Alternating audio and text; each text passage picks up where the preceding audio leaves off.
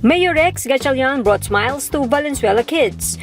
Children enrolled in public daycare centers in his city were given nutri-packs.